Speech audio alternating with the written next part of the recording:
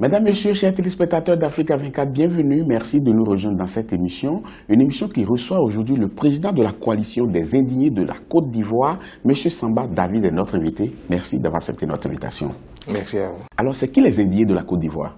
Les indignés de la Côte d'Ivoire, ce sont tous ceux qui vivent en Côte d'Ivoire, qui, un temps soit peu, sont indignés par la manière dont la Côte d'Ivoire est gouvernée, ceux qui vivent dans la précarité, dans le dénuement total, et tous ceux-là réunis sont appelés les indignés. Mais qu'est-ce qui explique leur indignation si quelqu'un n'a pas travaillé et par conséquent il n'a pas les moyens? C'est pas la faute à quelqu'un, non? Non, non. Il ne s'agit pas de ne pas travailler. Il s'agit d'être arrêté, par exemple, de façon arbitraire. Il s'agit de prendre des décisions impopulaires en fermant des entreprises qui nécessairement créent le chômage. Il s'indigne contre le manque de politique sociale dans la manière de gouverner des dirigeants actuels. Il s'indigne contre un certain nombre de dysfonctionnements qu'on peut expliquer parfois, peut-être qu'on a de belles raisons de pouvoir faire un certain nombre d'actes que vous ne comprenez peut-être pas, non? Vous voyez, il n'y a pas longtemps, un décret a été pris qui donne l'ordre aux autorités actuelles de fermer 80 entreprises de fabrication de sachets. Du coup, on se retrouve avec 12 000 employés dehors. Et cela répondait à quoi? Cela répondait justement, selon eux, à la propriété, parce que le sachet serait à la base de beaucoup de saletés en Côte d'Ivoire. Ce qui n'est pas faux, hein? Les saletés en Côte d'Ivoire, il y en a toujours. Mais là où vous ne dites peut-être pas ce qui est tout à fait vrai, c'est que avant de prendre cette décision par rapport à l'interdiction des sachets plastiques, il y a eu beaucoup d'avertissements, il y a eu beaucoup de sensibilisation. Non. Et pourtant, tant qu'on n'a pas pris la décision une fois, on n'y arriverait jamais. Non. La décision qui a été prise, il était qu'une commission a été créée, pilotée par le Premier ministre Kamlan Denkan, qui est en train de trouver de façon paritaire une solution avec les fabricants et le gouvernement actuel. Pendant qu'ils étaient dans l'atelier en train de faire des propositions, un soir, un décret est pris. Cela a suscité aussi une vague d'indignés. Oui, et cela nous amène également oui. à porter un regard sur l'action quand même globale du président Alassane Ouattara, dont le mandat arrive à terme. Quel bilan faites-vous aujourd'hui de l'action du président Alassane Ouattara? Je voudrais dire qu'il y a eu beaucoup de promesses, peu de réalisations. Et je pense que le président Alassane Ouattara a échoué de peu à réconcilier les Ivoiriens, parce que ça, c'était un enjeu très important. La Côte d'Ivoire sortait d'une crise, et lors de son investiture, je crois bien, à Yamoussoukro, il avait promis de réconcilier les Ivoiriens. Il avait promis de réussir l'unité nationale. Malheureusement, il n'a pas réuni, parce que le cours de son mandat n'a fait que opposer les Ivoiriens, n'a fait que mettre à mal la cohésion sociale. Ça, c'est selon M. Samba David. Oui, c'est selon moi. Quand on est en train de procéder à un bilan, on va serrer les choses. Parlons d'abord du bilan volet social par rapport à ce qui a été fait par le président Alassane Ouattara. Non, on n'a pas fait le 1/5. Hein. Vous attendiez quoi? Nous attendions des dispensaires, des hôpitaux qui avaient été promis. Tout cela en 5 ans? Oui, cela en 5 ans. Le président Alassane Ouattara avait dit de lui donner 5 ans seulement. Un seul mandat et il finirait tout. Oui, et vous y avez cru? Un seul mandat. Et on a cru, bien sûr. Il fallait donner ce mandat à Alassane Ouattara pour que les Ivoiriens puissent voir de quoi est capable ce monsieur. Il a dit qu'il allait nous étonner. Effectivement, il nous a étonnés. Il nous a étonnés parce qu'aucun hôpital n'a poussé. Il nous a étonnés parce que les universités, 5 universités en 5 ans qu'il devrait construire, aucune université n'est sortie de terre. On a vu que les anciens murs ont été repeints. Il nous a étonnés en détruisant toutes les maisons des quartiers précaires. Sur notre aspect, il a quand même agi sur les prix des produits de première nécessité, non? Comme quoi? Comme quoi? Par rapport à la cherté de la vie, il y a une certaine chose qui a été faite. Non, pour cela... Quand bien même certains vous prêtent l'intention d'être de mauvaise foi parfois, en disant que les prix ont triplé. Oui, on peut le dire. Ici, en Côte d'Ivoire, on n'a pas trop la notion de la société civile. Quand on se prononce sur un cas, tout de suite, on vous traite d'être opposant. En Côte d'Ivoire, ici, je prends 2011, le sac de riz Oncle Sam cassé une seule fois, qu'on appelle riz cassé ici, coûtait 16 000 francs. Aujourd'hui, vous êtes encore en Côte d'Ivoire, allez dans une boutique, le même sac de riz coûte 24 000. Je ne suis pas en train d'inventer. Le litre d'huile sur lequel le président Alassane Ouattara avait battu campagne, qui avait dit, le litre d'huile qui était à 650 francs, qui est monté à 750, qu'est-ce qui expliquait cela? Selon lui, est-ce cela la guerre? Aujourd'hui, le même litre d'huile coûte 1200 francs. On va aborder le volet politique maintenant. Vous avez beaucoup insisté sur le fait qu'on devrait quand même libérer tous les détenus de la crise post-électorale. Certains se sont posé la question de savoir, est-ce que vous ne vous situiez pas à la justice à un moment donné? La justice est faite pour que la population puisse vivre dans la quiétude. Nous venons d'une crise post-électorale. Et cette crise-là, le président Alassane Ouattara, lors de son investiture, a dit qu'il s'attaquerait à l'impunité. Pour situer la responsabilité de tous ceux qui ont participé à la crise ivoirienne, il a créé la Commission nationale d'enquête. Et la Commission nationale d'enquête a mené ses enquêtes et depuis 2012 a rendu le rapport des enquêtes.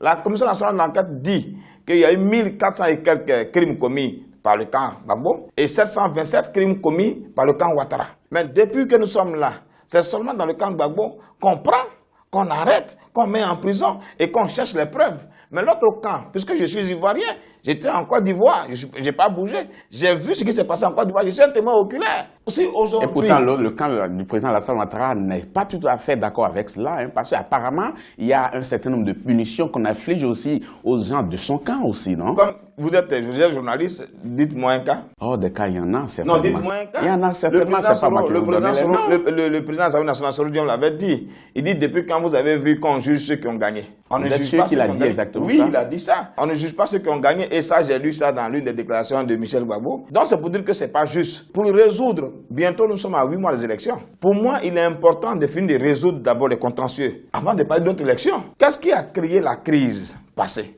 Mais à force de poser cette question, on n'y fera jamais rien. On n'y aura même pas d'élection. Si. Qu'est-ce qui a créé la crise passée?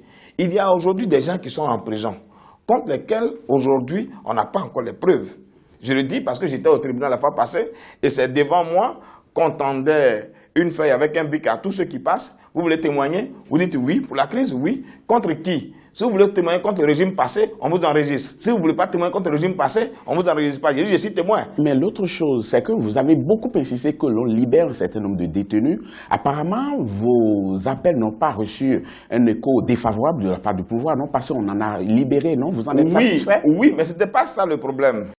Vous et moi, nous sommes accusés du même délit. Sur quelle base vous êtes libérés et que moi je suis encore détenu? C'est là mon inquiétude, c'est là mon interrogation. C'est les juges qui doivent répondre à cela, non? Bizarrement, ce n'est pas les juges qui libèrent. Ah non, qu'est-ce que vous en savez? C'est aussi Jeannot. Lors d'une discussion avec le FPI, vient à la télévision et dit demain on libère 50 personnes.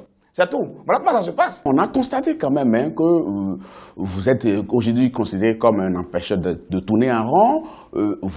Plusieurs de vos actions ont été réprimées. Je vais citer par exemple la marche de justice pour tous du 13 octobre à Yopougon. Il y a eu le meeting à la place CP1 du 1er novembre 2014. Il y a eu l'arrestation des épouses des détenus politiques le 3 décembre alors qu'elles entamaient une grève de la faim en soutien à leur époux. Alors, qu'est-ce que vous dites? Vous êtes incompris ou bien vous en faites un peu trop? Le régime actuel ne veut pas de contradiction. Trop facile à dire. Nous sommes en train de vivre la promotion de l'impunité en nommant des chefs de guerre comme préfet de région, comme directeur de société d'État. Pourquoi vous les qualifiez de chefs de guerre? Oui, ce sont des chefs de guerre puisque ce sont des gens qui ont pris les armes contre l'État ivoirien. D'où la nomination aujourd'hui même du président de la Cour constitutionnelle que je dénonce. Vous dénoncez quoi là-dedans? Je dénonce parce que c'est ce monsieur-là qui était le secrétaire par intérim de la Force Nouvelle. C'est-à-dire la rébellion qui avait attaqué la Côte d'Ivoire en 2002, qui aujourd'hui est nommé à la place de la Constitution. Oui, mais ce n'est pas parce qu'il était des forces nouvelles qu'il ne soit jamais nommé. Il faut dire des choses telles qu'elles sont. Je dis bien. Oui. Pour moi, ici en Côte d'Ivoire, pour être nommé préfet des régions, c'est un parcours. Est-ce que vous doutez des compétences de la personne? Bien sûr que oui. Mais qu'est-ce que vous en savez? Pour être préfet des régions, oui. Il faut d'abord être préfet ou bien être sous-préfet, d'abord bien secrétaire général des préfectures, avant d'être préfet des régions. Monsieur Samba David, certaines personnes se posent des questions de savoir, est-ce que vous êtes un homme politique? Est-ce que vous êtes toujours de la société civile? Est-ce que c'est un manque de courage qui fait que vous ne créez pas un parti politique? Où est-ce que vous vous situez concrètement? Je suis très content quand vous posez cette question. Vous savez, en Côte d'Ivoire, on veut que tout le monde soit politique. Mais quand il y a des gens qui se battent, il faut laisser une troisième personne se séparer. L'opposition, pour qu'il y ait la démocratie, il faut une opposition. Pour qu'il y ait aussi la démocratie, il faut la société civile. Et quand il y a la majorité qui gouverne et qu'il y a l'opposition qui s'oppose, qui oblige le gouvernement à rendre compte sur leur gestion, il y a l'arbitre qui est la société civile.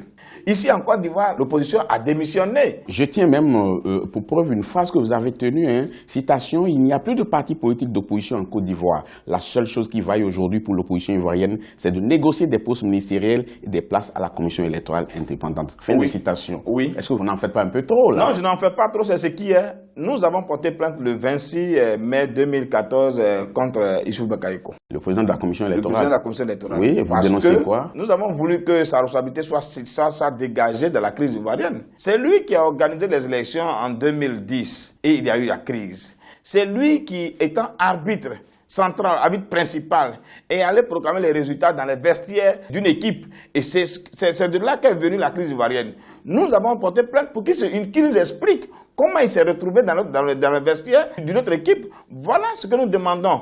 Aujourd'hui, on n'a pas encore fini ce procès.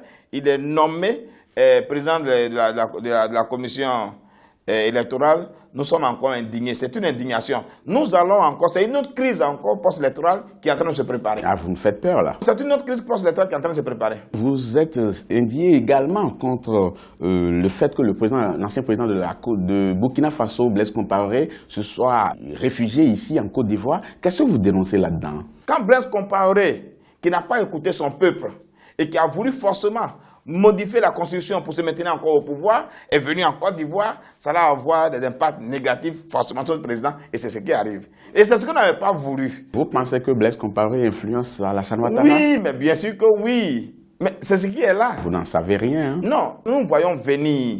Blaise Compaoré n'a pas voulu écouter son peuple. Le peuple l'a chassé, il est venu ici. Ici, nous voyons venir la démission du président de la Cour constitutionnelle. La Cour constitutionnelle est un mauvais signe pour nous. Merci beaucoup, M. Samba David. Je rappelle à nos téléspectateurs que vous êtes le président de la coalition des indignés de Côte d'Ivoire. C'est un plaisir pour nous. Merci. Ainsi s'achève cette émission. Merci beaucoup de l'avoir suivi. Nous vous donnons rendez-vous très bientôt pour un autre numéro de cette émission. À très bientôt.